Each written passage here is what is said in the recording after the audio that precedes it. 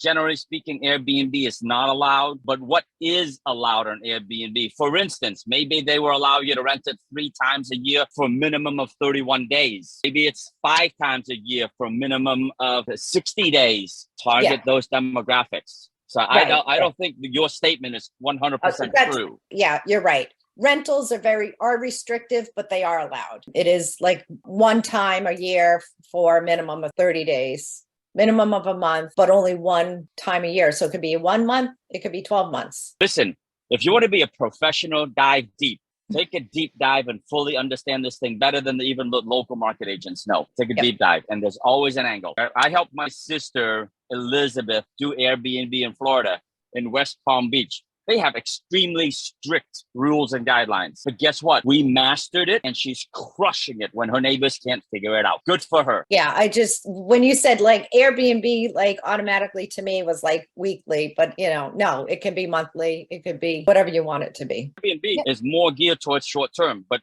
vacation sites like VRBO, Vacation Rental by Owner, Home Away, and there are several others that cater to more long-term rentals. So Airbnb might not be the place for you to market that property. It might be VRBO or Home Away or others. Traveling nurses websites, traveling doctors, something like that. Yeah. They're out there. Yeah, thank you. By the way, it could be a corporate apartment.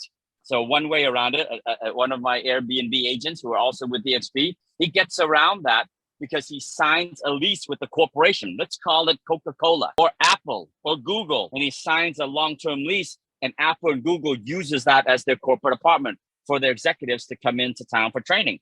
It's one contract. It's a long time. It's fully furnished. Boom. They haven't broken any rules.